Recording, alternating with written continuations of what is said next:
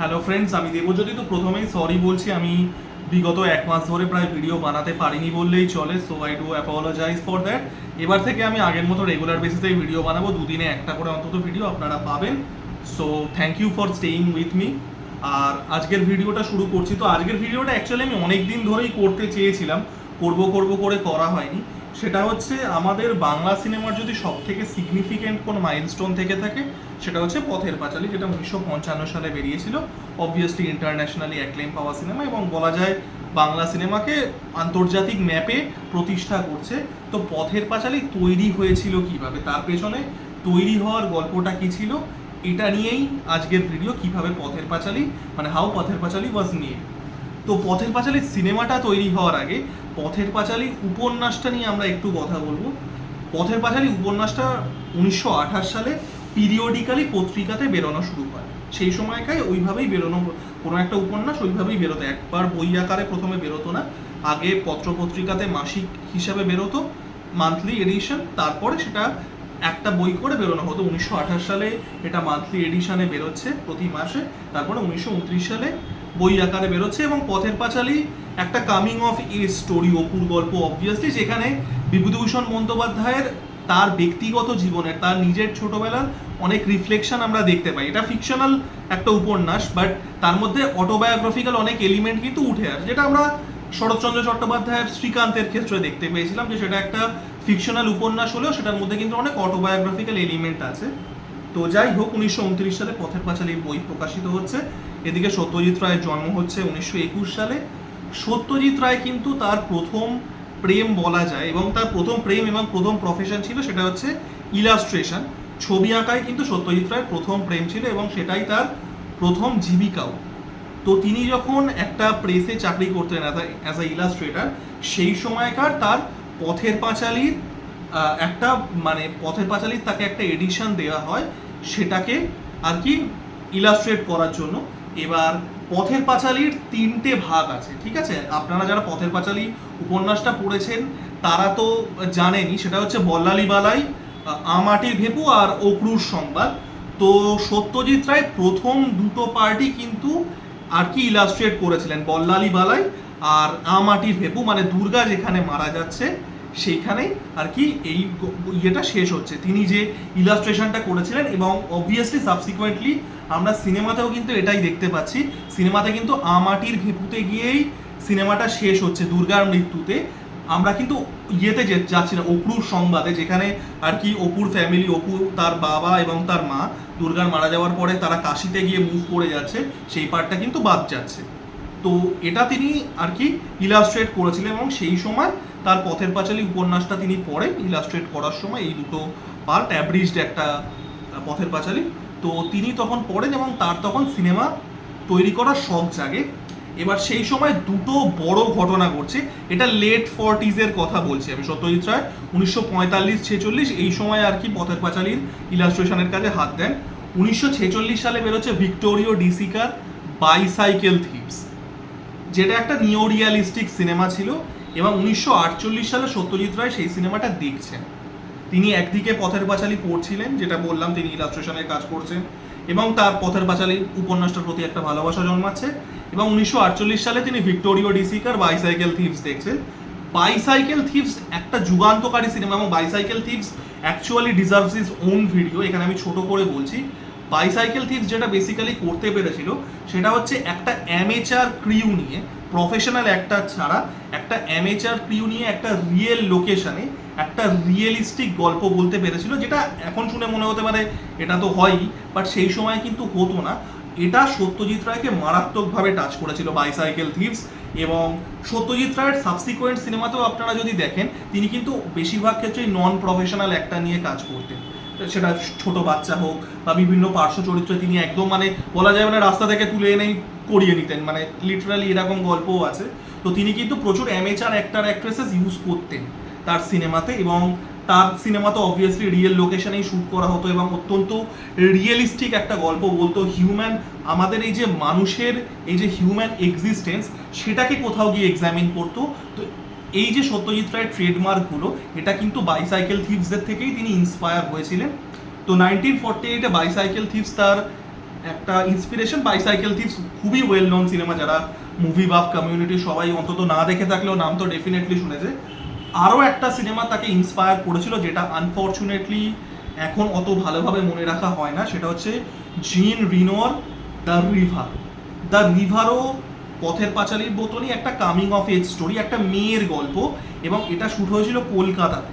মানে একটা ভাবুন, একটা বড় ফ্রেঞ্চ সিনেমা, জিন রিনোয়ার একজন সেই সময়কার খুব প্রতিষ্ঠিত ফ্রেঞ্চ ডাইরেক্টর, তো তিনি বাংলাতে এসে শ্যুট করছেন কলকাতাতে। এবং দ্য রিভার মানে এই রিভার, এটা একটা মেটাফোর, মানে মানুষের জীবন যেরকম বয়ে যায়, যেহেতু বললাম coming of age story, so it was a metaphor on that. তো খুব সেলিব্রেটেড সিনেমা, আনফর্চুনেটলি মানে অতটা এখনকার দিনে লোকে মনে রাখেনি। তো জিন রিনোয়ারের সাথে সত্যজিৎ রায় দেখা করে 1951 সালে, তার সেটে গিয়ে যখন তিনি কলকাতাতে শ্যুট করছেন, তিনি জিন রিনোয়ারের সাথে দেখা করেন, এবং সেখানে তিনি কিন্তু তার একটা রিয়েল টাইম তার একটা এক্সপিরিয়েন্স হয়, মানে শুটিং কীভাবে হচ্ছে, মানে লজিস্টিক্যাল অ্যাসপেক্টসটা কীভাবে শর্ট নিতে হয় and all the logistical aspects of cinema তিনি কিন্তু জিন রিনোয়ার যখন কলকাতাতে তার শুটিংটা করছেন দ্য রিভারের জন্য, এখান থেকে তার কিন্তু একটা হিউজ হেল্প হয়। এবং তার আলাপ হয় বাঁশি চন্দ্রগুপ্তের সাথে। তিনি ছিলেন জিন রিনোয়ারের সিনেমাটোগ্রাফার, যিনি সাবসিকুয়েন্টলি পথের পাঁচালীরও সিনেমাটোগ্রাফার হয়েছিলেন। তো যাই হোক, সরি, বাঁশি চন্দ্রগুপ্ত বলছি, মাথা খারাপ হয়ে গেছে, বাঁশি চন্দ্রবংশী। তো তিনি আর কি তার সাথে আলাপ হয়, সিনেমাটোগ্রাফার। তো এরপরে 1952 সালে পথের পাঁচালীর অ্যাডাপ্টেশন থেকে শুরু করে। 1952 সালের অক্টোবরে বোরাল বলে একটা গ্রামে, তো হরিহরের রোলটা, মানে অপুর বাবার রোলটা করেছিলেন কানু বন্দ্যোপাধ্যায়, আর হরিহরের মাল সর্বজয়ার রোল করেছিলেন করুণা বন্দ্যোপাধ্যায়। ইন্দির ঠাকুরনের রোলটা করেছিলেন, আমি অ্যাক্ট্রেসের নাম ভুলে যাচ্ছি। তো তাকে সত্যজিৎ রায়, তিনি একজন রিটায়ার্ড অ্যাক্ট্রেস ছিলেন, মানে তিনি মানে সেই সময়কার, এটা আমি হয়তো আগেও আলোচনা করেছি, সেই সময়কার যারা অ্যাক্ট্রেস বা এই জাতীয় প্রফেশনে যুক্ত ছিলেন, তাদেরকে সোসাইটিতে একটু নিচু চোখে দেখা হতো। তো ইন্দির ঠাকুরনের যিনি রোলটা করেছিলেন, চুনিবালা দেবী মোস্ট প্রবাবলি নামটা, আমি হঠাৎ করে জানি না আজকে নামগুলো কেন ভুলিয়ে যাচ্ছে আমার। তো চুনিবালা দেবীকে, তিনি রেড লাইট এরিয়াতে তিনি বাস করতেন, চুনিবালা দেবী, যেটা আবারও বললাম মানে তার প্রফেশন মানে এমন ছিল আর কি, সেই সময়কার অ্যাক্টিং করা ব্যাপারটা, বিশেষ করে মহিলাদের ক্ষেত্রে সোসাইটি এতটাই ব্যাকওয়ার্ড ছিল যে তাদেরকে একটু সমাজ থেকে দূরে সরিয়ে দেওয়া হতো। তো Chunibala Devi was residing in a red light area, তো সেখান থেকে তাকে আর কি সিলেক্ট করা হয়। তো অবভিয়াসলি মানে আইকনিক সিনেমা, এবং মানে সব পথের পাঁচালীর সব থেকে ইন্টারেস্টিং অ্যাসপেক্টস বোধ হয় সম্ভবত এটার মানে কিভাবে এটা তৈরি হয়েছিল, মানে the actual logistical completion of the film. সেটা হচ্ছে পথের পাঁচালী বাজেট ছিল 70,000 টাকা, শুধু 70,000, যেটা সেই সময়কার হিসাবেও কম বাজেট। এখনকার তো 70,000 টাকায় একটা মানে একদিনের চায়ের খরচা উঠবে না, বাট যাই হোক সেই সময়কার হিসেবেও পথের পাঁচালী কিন্তু খুবই কম বাজেটের সিনেমা। এবং এই সিনেমাটা কিন্তু বারবার করে মানে বন্ধ হতে থেকেছে, কারণ সেই সময়কার ভারতীয় সিনেমা, এবং এটা আগেও আলোচনা করেছি আমি, সেই সময়কার ভারতীয় সিনেমা হচ্ছে মাইথোলজি বেসড, প্রচুর গান, নাচ, ভক্তিমূলক মেসেজ অ্যান্ড অল দ্যাট, মানে একটা মাইথোলজিক্যাল এলিমেন্ট নিয়ে সিনেমা হতো। তো সেখানে এরকম একটা রিয়েলিস্টিক সিনেমা, এরকম গল্প, এবং এরকম আর কি মানে কাস্টও পুরোপুরিভাবেই একটা আননোন কাস্ট, তো তার কিন্তু ফাইন্যান্সিং পেতে অসুবিধাই হয়েছিল।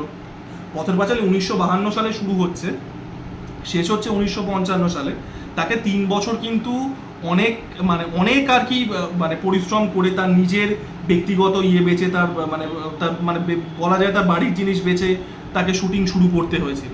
তো শেষে গিয়ে বিধানচন্দ্র রায়, যার যিনি ফ্যামিলি ফ্রেন্ড ছিলেন সত্যজিৎ রায়দের, যেহেতু সুকুমার রায় এবং উপেন্দ্র কিশোর রায়চৌধুরীর ফ্যামিলির, তো তার একটা ব্যক্তিগত পরিচয় ছিল সত্যজিৎ রায়ের মার সাথে।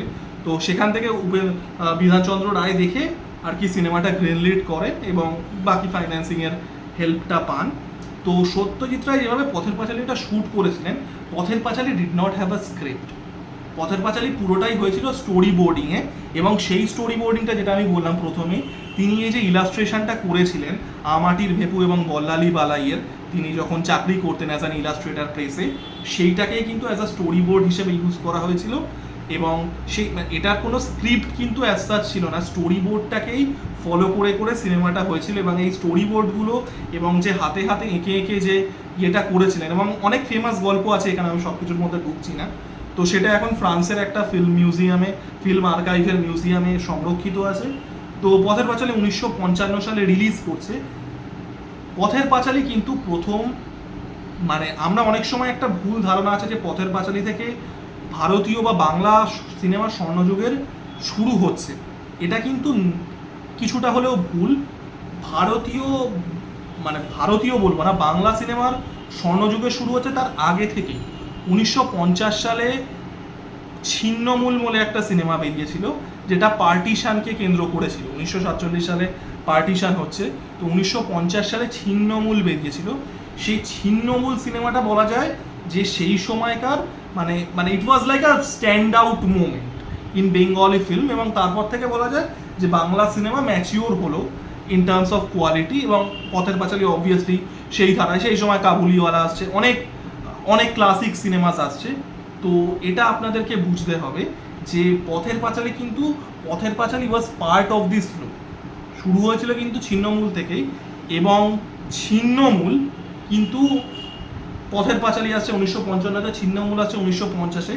এটা কিন্তু সর্বোপরিভাবে একটা এশিয়ান সিনেমার স্বর্ণযুগের স্টার্ট, কারণ 1950-এ রাশোমন আসছে, আকিরা কুরোসাওয়া তার আগেও অবভিয়াসলি সিনেমা বানিয়েছিলেন, বাট ড্রাঙ্কেন এঞ্জেল বা এই সিনেমাগুলো, তার রাশোমনের আগের সিনেমাগুলো মনলি জাপানেই আর কি সমাদৃত হয়েছিল। তো Rashomon was the first film that is getting international acclaim, ঠিক যেরকমভাবে পথের পাঁচালী ইন্টারন্যাশনাল অ্যাক্লেম পাচ্ছে, প্রচুর বিদেশ থেকে কান ফিল্মে বেস্ট হিউম্যান ডকুমেন্টারির অ্যাওয়ার্ড পেয়েছিল। তো এই রকমভাবে আর কি চলছে। তো এই দুটো সিনেমা কিন্তু বলা যায় যে এশিয়ান সিনেমার যে একটা স্বর্ণযুগ, যেটা মোটামুটি ওই মিড 70s অবধি চলেছিল, বাংলা সিনেমার স্বর্ণযুগ তো অবশ্যই। তো এই দুটো কিন্তু শুরু করছে। তো খুব ইন্টারেস্টিং, এবং পথের পাঁচালী কিন্তু পরবর্তীকালে গিয়ে বিভিন্ন, শুধুমাত্র ভারতীয় পরিচালক বা বাঙালি পরিচালক নয়, বহু পরবর্তীকালেও বিভিন্ন আন্তর্জাতিক স্তরের পরিচালকদেরকে কিন্তু তারা ইনফ্লুয়েন্স করেছিল। Late 70s early 80s Martin Scorsese যখন উঠছেন, মানে মিন স্ট্রিট, ট্যাক্সি ড্রাইভার বানাচ্ছেন, he was hugely influenced by the Apu trilogy, Pather Panchali, Aparajito এবং অপুর সংসার। তো তিনি কিন্তু he was hugely inspired by how the story was told. এবং এটা আপনি মানে মার্টিন স্করসেসির সিনেমাতেও দেখতে পাবেন। অবভিয়াসলি দুটো কমপ্লিটলি ডিফারেন্ট কালচারের গল্প অ্যান্ড অল দ্যাট, বা যেভাবে রিয়েলিজমটা ফুটিয়ে তোলা হচ্ছে, বা যেভাবে মানুষের গল্প বলা হচ্ছে, একটা মানুষের হিউম্যান কন্ডিশন, হিউম্যান এক্সিস্টেন্সটাকে যেভাবে এক্সামিন করা হচ্ছে, তার মধ্যে কিন্তু একটা ছাপ পাওয়াই যায়। তো এই ছিল পথের পাঁচালী তৈরি হওয়ার গল্প। আমার ভিডিওটা কেমন লাগলো জানাবেন, লাইক, কমেন্ট এবং সাবস্ক্রাইব করে আমার পাশে থাকুন। ধন্যবাদ।